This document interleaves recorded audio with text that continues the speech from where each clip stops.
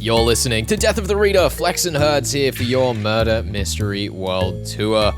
We are back discussing the finale of Absolution by Murder by Peter Tremayne, otherwise known as Peter Beresford Ellis. The explosive finale. Discussing all the way to the end, chapters 13 onwards, and Herds. What is it, Flex? What's going on? I feel like I've read a different book this week. You mean different to me or different to your expectations? So that's where we're going with different this. to the book that I read the previous 2 weeks. Interesting. Yes, tell me. I came in very tunnel visioned, I want to say, to this book.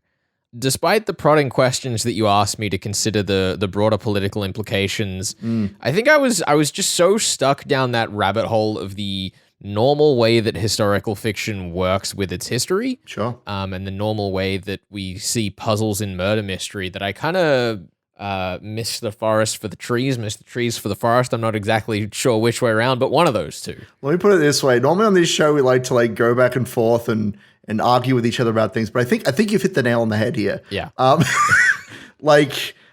definitely want to discuss this more in the mystery section, but you were so confident in your ability to deduce the mystery, and you thought you knew what kind of book it was and what characters were going to be important, and it was not at all what you're expecting, which I think is a good thing. It's good to be surprised by a book and the scope that it's trying to take, because this novel, because we're covering set in the literal Dark Ages, the Dark Ages being named so because we don't know what happened then. We know things obviously, but it is one of the least detailed periods in history in terms of records, to the point that, and I read this on Wikipedia, so it may not, I don't know if this is entirely accurate, but I read a note saying that we don't even know if this happened at Whitby. It might have happened in some place called Strensol or some the point is, the period that we're dealing with is very different from our Indian novels, where we've gone through a period which obviously we're dealing with lost history and trying to piece together the identity of the Indian people. Yeah, but it's still understood over in India. There's still an acceptance of what the truth is, in particular in the issues that came up often in our Indian world tour. We have both present, as in the time that the story is saying, we have both present and future history to help us guide the actions of the heroes in those stories, and to frame the morals that we judge and the progress that is made in those books and that sort of thing. But with these Christian 600 AD murder mysteries, we can do whatever we want. It's not just that we can do whatever we want. I think that Peter Tremayne is definitely trying to teach more about history than any other historical novel I've ever read. Yes. The idea that the Indian novels we read had a bit more consensus about them. For example, Wasim Khan's The Dying Day, even though that taught and educated a lot on history in the way that it constructed its mystery and its puzzles, it kind of helped you paint a bit of a canvas of the context of history. It's like abstract art on history. Whereas the academic background of Peter Beresford Ellis as a historian coming through into this text means that almost the majority of it on a reread is that historiography. Oh, goodness. It's less that we described with some of the other historical novels we've covered, where they give you a foothold to go and learn more about the history, and more that they teach you a lot about the history in this book to give you a foothold to put a mystery in. Yeah. That said, that's not to say that it is all, as I've mentioned, kind of pretty dates and names and things. There is compelling story in here, and it's partly why I have been prodding you so much on the character of King Oswy, because he is at the focal point of this entire discussion. And I just finished my reread, before coming on to do this chat here, and I've been reading over the part of the novel that I think I skimmed the most, which is just the debates, right? Yeah. Going back and forth about the crown, the way that you should wear your hair and the days that Easter should be held and that sort of thing. And there is a point at which the Irish spokesman says, my authority is by St. John. He is the authority that I'm using to state my claim. And then the Roman spokesperson, I want to say Wilfred, because he is the historic representative there. He counters not by saying, well, my authority is by Peter, who holds the kingdom of the keys to the kingdom of heaven, which is what's historically known. But the first argument that he puts forward is, well, everybody else is following Rome, so why don't you follow Rome? Which immediately the Irish guy is like, that's a terrible argument. State your authority by God, or this is a garbage argument and you should be like, we should not have been considering what you're saying. But that's the argument that matters, right? The argument that and this is the wonderful tragedy that Peter has slipped in this like historical essay of a novel, which I love. This entire discussion doesn't need to happen. All these murders and things, all of this politics and backstabbing, the death of Oswey's son when he tries to take the throne. The decision's made before we even arrive. That's exactly it. Like the decision of, well, everybody else is doing it, so I should probably also do it. I can see which way the political wind is blowing, is decided by Oswey's wife and Oswey's son before Oswey even gets to like sit at the table and deal with it. I think that's also one of the reasons that I found this novel so hard to read through the first time coming through it as like the person solving it. Sure. Is because so often it felt like all of that sort of dialogue talking about the power balances here was kind of meant to be a distraction. You know, the core of the mystery is so separate from the core of the politics of this novel that me going through trying to dig out for sentences that I could come to you and say, I heard, look at this sentence, which proves my point here. I just kind of ended up, shrugging off all of the interesting details in those debates, and particularly that whole angle of Rome getting more power because it already has power. The best part of the novel is when Adolf, because all this time, Fidelma is like the progressive, smart person who's like gets detective fiction, basically. She is the detective fiction detective. Yes. But Adolf understands the political situation, and he literally there were like 2 whole pages of him just saying, even though his argument was wrapped in the words of theology, it was a political one, and he explains every little detail of how this decision has come to be made. And again, this is something that we cannot be 100% certain of. This is obviously Peter's position that though Oswey was, following the teachings of Coleman and the Irish side, he did a flip, that it must have been a political decision. But most sources that I could find online, just with like a kind of a cursory research, a casual historian's eye, with a casual historian's eye, which is even a bit presumptive, honestly. Most sources that I find just say, and then Oswey declared that Peter had the keys to the kingdom of heaven, and I would like to also be led into heaven, so we're going to follow Rome. I really enjoy this sort of fiction, this sort of historical fiction. It is kind of a funny thing that you're saying that the murder mystery is so separate from the political side of thing, because it seems like for a while that they are going to coincide. Yes. I remember you told me like, oh, well, Fidelma is going to change Oswey's mind with a thing that she does, but all she does, and this is Oswey's words, not mine, now that I know who has done the murders, I can tell the people, and that will take the sting out of my decision. Yes. So again, it's a political thing, and like, not to keep talking about Oswey, but like, this is the beauty of his character, that he is so reasonable and so respectful to Fidelma, but at the end of the day, he's a king and he just wants power. It's great. Definitely. I mean, that's also something that's so tangible about the way that this novel ends. As we go through the entire case breakdown, we have all of the reveals, classic detective fiction style, and he gets up and he sa's that, and that's kind of the end. That's it. That's where the novel really concludes. We still have like a trailing scene where we get to see Sister Fidelma being invited into her own sequel. It's at the last minute, Nothing really happens. No. Well, this is the thing. It all happens off screen. Because, and this is perhaps a criticism. I've gone about a lot for this novel, but this is perhaps a criticism that though we obviously set up the culprit Gwyd very effectively and in some ways a bit too obviously, she doesn't really get a chance to defend herself after like being accused. Like, she throws a dagger in the like witness scene and like hits is it Agatha, the crazy church guy, which is great, the guy who claims to have a piece of the true cross. I love how eccentric in our notes. He's so sad. He's just like and he's just crying. It's very sad. But like Gwyd throws a knife, and that's it. That's all we see of her. And we haven't seen her in many chapters. When we see her, she's always like, oh, poor Tane has died, but we don't really get more of her side of that like relationship. We don't get her like, let me justify my crimes. She is literally stoned off screen. And Fidelma also doesn't really get anything for solving the mystery. She gets a pat on the back, you did it, and we're off to Rome now. I don't know. I don't necessarily hate that particular part of it, but like the fact that we don't really get a proper sit down with the criminal. I think past a certain point, you really have to be committed to the history side of this novel I agree. Get value out of it.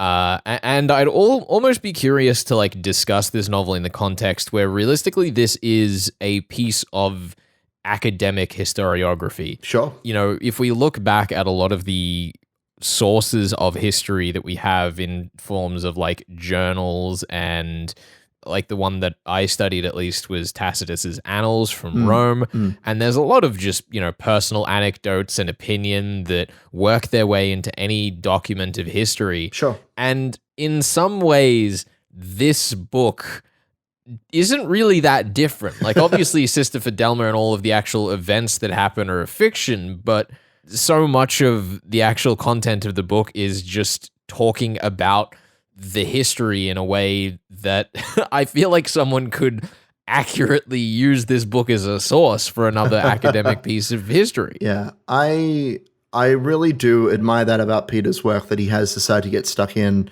because, for example, with Oswey's son, I found references to him being the political driver that pushes the synod to occur, which is a little bit different to what's in the book. It says it's his wife in the book. It's almost this is you go. It's almost as if Peter Barris Fidelis had a bunch of hot takes about what he thought the history was. That's exactly and went to go put them in a book and was like, this isn't going to go down well in the history community. Let's make a novel out of it. And then people can like discuss it in that context. And that kind of like softens the blow of all of the hot takes he's making about generally accepted history. Are you telling me that the murder machine took the sting out of his words? Is that what we're saying? Just like it takes, yes. Out of Oswey, yeah. Look, I'm just saying Peter Beresford is Oswey from the past. He's time traveled to the future to tell his own story. Yeah. He'll tell us how it really happened. That is such a fascinating parallel that I've only just realized there, and is kind of incredible if true. So I was just saying, like, we don't know that Alfred was the person, like, we don't know that he was killed by his father, but we do know that he was trouble and he died like shortly afterwards. I believe that's something that we know. So yeah, you're right. Like we're taking all of these sort of floating pieces of information and trying to put them together to form a modern tapestry to tell the story of the Synod of Whitby with a murder mystery kind of twist to it. The other quick note I wanted to chuck in before we wrap this up and go into the mystery proper is I thought Brother Adolf's conclusion in this novel was like a little flat to me. I don't know if it picks up in any of the later novels. I hope so. But he kind of goes with the crime, if that makes sense. Once we've had that scene where Oswey stands up and says, well, that's it. Like, we don't really have any scene where Fidelma and Adolf kind of get to talk to each other. No. It does feel like there are a couple of things from the end of this novel that were cut, possibly for time, possibly because Peter wanted to sort of flesh them out further down the line, which I mean, there's, 50 novels at this point? So I assume they have a budding relationship by now. They have to. This isn't Maybe he just got sick of Adolf and was like, nah, screw you. You don't get an ending. I could understand that. I could respect that decision. Maybe he dies tragically to help her solve her best case yet. And he dies off screen. He confesses. He dies, exactly. He dies to yellow fever off screen. That'd be perfect. But no, you're right. Some of the characters, Gwyd and Adolf in particular, they just kind of go away. And the final scene of the book is between Fidelma and nameless courier who eats a lot of bread, which is fine. But like, it would have been weird. It would. It's great. It's a great scene. I was so distracted by all of his masticating. Yeah, it's great. I don't remember that line, but I believe you. No, the actual line is he shrugged between the mouthfuls of food he was masticating. But Fidelma still takes the time to point it out to you. Yeah, she does. Well, she's just thinking to it. She's distracted by his slovishness, obviously. Yeah, no. Good grief. I think in general, I enjoyed this book, but it is obvious more than I think most other novels we've covered where the room for improvement is in this book. Yeah, no, I think that's fair to say, and I do think you're going to get more out of this novel again if you have an interest in history, a strong interest in history, I would say. which thankfully I do. So it's worked out. There you go. Yeah, it's worked out. Anyhow, we are discussing Absolution by Murder by Peter Tremayne all the way to the end here on Death of the Reader, and we will be back with more of that in just a second. Stick around, you're listening to 2SER 107.3.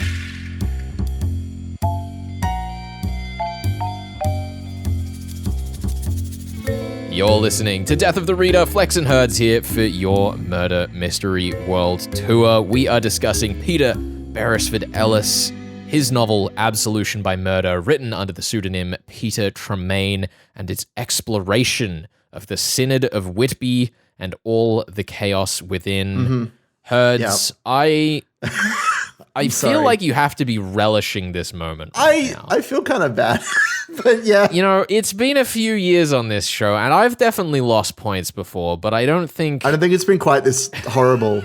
I will admit that in past weeks I have felt quite smug whenever you've said, my goodness, how easy is this mystery? And I'm sitting over here like, there are so many pillars to this mystery. You've nailed one of them. One of them is also very easy. Let's just establish this in the context of Death of the Reader canon. Sure. I think that if you were to pick this book anytime before we began quadruple or nothing our points, you would have been making a mistake. Oh yeah, it would have been fine. But because you had so many opportunities to fill in other questions about what was going on, you've really capitalized on the structure of the game. I feel like I've played my hand too well. Because you get to do the same thing to me in the future, which is awful. But yeah, I mean, look, when a character is strangled with brute strength, and one of the major physical descriptions of a female character is like, yeah, they're like really strongly built for a woman, and then they have this discussion where it's like, well, a man must have done it. Like, come on, it's obviously Sister Gwyd. I will say that it was well spotted about the poems, because that is not something that I picked up on my first time through. I was not on top of my Sappho. Yeah, I think I had a bit of an upper hand from memes on the internet with that one. Oh, good. I'm glad that that's the thing that you've decided to one-up me with during this novel, that you have watched more memes or viewed more memes. There is, than I have. If you're unfamiliar, there is a bit of a trope amongst queer communities where people will discuss like queer erasure through history, and how historians will be like, oh yeah, this lady lived with her best friend in their home and they never married, and they were just really good friends, yeah, on the island of Lesbo. Yes. As soon as I saw a reference to that, I was like, I see what you're doing here, Peter. There it is. I get you. You're in on the joke. Yeah, we got there. But there was, obviously many other mysteries set up in the text. Like we see Brother Taran meeting up with Seaxwolf and Wulfric. I think that was probably my favorite. I think that really interesting. I just, in terms of its execution as a mystery, I don't think it was necessarily my favorite part of the story, but I thought that in terms of applying the trope of your companion at the beginning of a novel secretly being the traitor, it was really obvious in a lot of ways that they were working together, but not super obvious exactly why. I thought there was a good balance there. No, and the justification, because he does talk, I think the very first chapter, Taran talks about how his family was killed or his village was burned down by the brother of Oswy, and it's kind of a throwaway line at the time. Yeah. Because he's just nerding out. He's like, let me tell you about all the people here and how much I know about them. Exactly. I mean, they're staring at the corpse of a dude who's being strung up by Wulfric, so the focus is on context Wulfric. of that line is discussed, right? And it's very easy in the opening pages of the book to read it that way and to kind of cement your image of the character in that context. Yeah, I mean, I will agree with you, because that's the clever thing about that situation that's kind of depicted in the first chapter, because we mention Alfred and we mention Oswy. We know that they're family, so we kind of expect them to be aligned with each other. So, Wulfric is working with Alfred, which means that obviously Taran must hate all of these people. Yeah. Which is not the case because of the internal politics of the family, which is what we get into as the book goes on, which I actually really enjoy. The other thing that I want to touch on is Athelnoth, which I thought was pretty funny. I'm not sure, in my mind, I'm not sure how you didn't pick that one. He's so obviously hiding something. He's like he seems like such a suspicious character to me. Why did you kind of what did you think his deal was? That. I guess he read to me as a red herring. Yeah, he read to me as a red herring. Normally, it's so easy to look at a character and be like, "Oh yeah, they're too suspicious. This is the game." But I was actually stumped by him in this context. I think part of it was because the scenes he was presented with were often like adjacent to the types of scenes we were discussing at the start of the book, where there was a lot of debate that felt tangential. So I was like, oh, okay, the tangent's continuing here, but it wasn't. Yeah, obviously Athelnoth, like the big twist with him is as we go on through the book, we get 3 more deaths. Deus Didit dies, then Athelnoth dies, and then C.S. Wolf dies. And just so we all know, in reprintings of this book, the cover of the novel is a monk face down in a wine barrel. And I was about halfway through the book when I'd like seen that cover and I went, why have they got a monk lying face down in a wine barrel? Like, that's not even the murder that we're investigating. And we got to C.S. Wolf in the wine barrel and I was like, I see. It's a late bloomer. I didn't have that cover. This is actually the first time I've heard of it now that you're telling me it. I just found it online. Yeah. Like I was just looking up stuff about the book. But I do love the idea that as books go on through the years, the like publishers will pick different things to like be the marketing grab for it. It's one of the great delights, particularly in mystery fiction, because we have so many reprints of classics, Christie in particular, seeing like all of the new different graphic covers that we get. I remember when we did And Then There Were None. I think there were like 14 covers that I was picking between, and I hated all of them. And then I finally found one. I was like, oh, this is it. This is perfect. Yeah, this is the one we're going with. No, I mean, that's just the nature of books, isn't it? I mean, I am looking at it right now. There are so many different ones. There's one with Sister Fidelma on the front. There's one with, I think it might be the brooch on the front. I cannot tell. I cannot tell you. But there's all sorts of different covers for this novel, and they're all wonderful. Although you have just sent me a copy of this cover, and the quote on the front says this novel is fast moving and unputdownable. I don't know about fast moving, and it's credited. I'll be honest, I don't know about that one. Chief. It's credited to Irish Democrat. I'm gonna assume it's a publication and not a literal like Irish Democrat, not like just some random Irish Democrat. I assume just some guy they picked off the street, and there's like, what? How would you describe the Irish Celts? He's like, I don't know, fast moving. Yeah, fast moving, unputdownable. You can't put us down. Done. No, I love that. It is interesting though that we're talking about Athelnoth being a red herring because Sister Gwyd tries to pin him as the red herring. You know, yeah. She has in a scene that I would have loved to have had Athelnoth's death be in the second part for the discussion, because having so many deaths at the end feels it's a bit cheap. But like we literally have the scene where Athelnoth is found hung in his room, and then 2 seconds later, Fidelma's like, this doesn't make any sense. This is a garbage murder mystery. I know. There's space to hide under the bed. I wonder if someone might hide under there and run off when they heard people coming. Yeah, I did kind of like and that. And it's like solved instantly. In terms of like putting murders later in the novel, you know, it's a faux pas according to S.S. Van Dyne to have more than one murder in your murder mystery. Yeah. But I did really love how the further we get into this book, just the less we care about solving them. They're just kind of like, oh wow, this one was done kind of clumsily. There's a really beautiful line where Adolf says, "Oh, I think it's quite obvious he committed suicide," and she's like, "Well, how do you explain the wounds on the back of his head?" He says, "Oh, well, maybe he banged his head on the wall when he was hanging." And she's like, "Well, then show me the blood on the wall, idiot." Yeah. Like, show me the blood.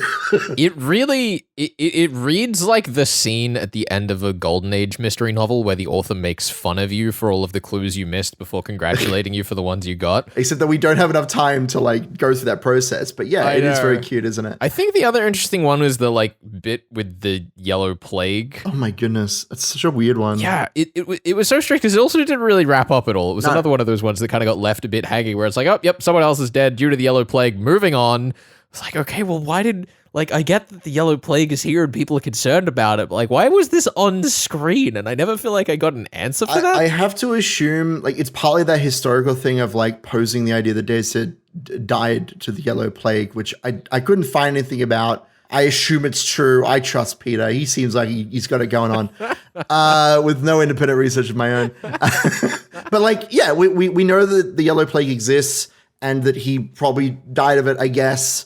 But it sort of feels like it's supposed to be, again, a red herring for like the murders that occur, but it doesn't. Yeah. There's no like push none of the murder victims have like fake symptoms of the yellow plague put on their bodies, which I thought was like the obvious thing to put in there. Definitely. I think that's one of the really fascinating things about the just general mystery the whole way through in this book is that it has so many opportunities to make things more convoluted for itself. Yeah. In terms of like adding extra, conflicting clues to crime scenes. But the way that it actually makes things more convoluted is by just having so many things that don't make sense and don't tie together that it becomes a bit of a mess. It's like staring through fog. I feel like we've used that metaphor before. But yeah, no, I agree. I think it's a fun mess, of course, but yeah, it is. There's a lot of deaths and there's a lot of things happening that don't entirely tie together. And the things that do tie together sometimes are a little bit too straightforward almost. It's bizarre. Read the most recent one when it comes out because I want to see the improvement here because as a debut book in a series, this is great fun, and as we've said a few times, the room for improvement is so obvious. Yeah. So either we've been chugging along at this bizarre, kind of imperfect pace, or there has got to be something really special, like hidden away in the middle of this series that just hasn't quite caught the public eye, at least here in Australia. Yeah, I was going to say the fun part of tackling a series this large is that what's going to happen is we're going to read the most recent novel and find out what the difference is, what the improvement is. Yeah. And then we're going to have to figure out, like, was it the first book that like really sparked the imagination of the masses? Was there a specific book in the middle somewhere that really changed Peter's writing career? That's going to be the fun discussion when we get to that. But there is. Yeah, we got time to read all of them. We got room for that on the calendar. I don't know that we do, but I will read as many of them as I think I can get away with. Now, there was one other mystery that I kind of charged you with solving, and that was we've kind of talked about King Osri's mindset a bit in the previous section. I don't know if you had anything else to kind of add to that on the mystery side. Did you feel like you had enough clues in retrospect to like figure out that it was a political decision and like his mindset? How do you feel? It was very hard to say. I feel like I could see it as I went back, which is normally the way that I gauge mystery clues, but I also don't feel like the story structured itself around making that a question you would ask unless you already had context. Yeah, makes sense. The clues are definitely there, but there's no motivation for them to be clues for anything unless you're already a little bit aware of the political struggles. I'm sure there is someone out there who probably got it on their first read who's listening like, oh, Felix, you're an idiot. You know what? Maybe I am. Maybe that's why I have to read these books 4 times over to even get a crack at the mystery. Yeah, I mean, look, that's why I put it forward in part 1. I was like, have this in the back of your mind, because I do think that when I got to that part of the book, this is fun. Yeah. When I got to that part of the book where Adolf spills the beans and Oswy like shows his true colors, I went, oh my goodness, this is my favorite thing in the entire novel. I love this. I love the tragedy of this like not even needing to happen, and that this was all about politics. It's a beautiful twisty twist. Like it's not even, I don't even know if it's fair to call it a twist. Like it's not like like everything's coming together in my brain. You said it earlier this episode. It is the tragedy. Yeah, it's the underlying tragedy. It's the best way to put it, in my humble opinion. So good work, Hertz. Yeah, it's like how they stoned the yellow plague victim without investigating literally anything. It's the same sort of thing. It's just inherent with the system. That's the problems with the system. That's the problem. It's the problem. Tell you what, Herds, we should wrap this bit of the discussion. Also, you're getting 2 points. I don't know. Did we not do that? I don't know if I actually said that. I want to make sure you're getting 2 out of 4 points. Anyway, let's wrap things up. What's our next week on the show? I am challenging you to solve to a dance the brand new, freshly released Solari Gentl's Woman in the Library. Woman in the Library. You might remember Solari Gentl as the official sponsor of the first place award each review season, and the winner, in fact, of the 2021 first place with Crossing the Lines, and her next esteemed victor metafictional monstrosity drops at the start of June, and we are going to be reading it for its debut. Herds, we're going to be covering chapters 1 to 11 to kick us off.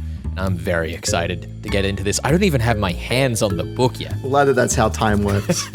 This is Death of the Reader, your murder mystery world tour. We have been discussing Absolution by Murder by Peter Tremayne, the first book in the Sister Fidelma mystery series. We'll be back with Solari Gentil's Woman in the Library next week. See you then. You're on 2SER 107.3.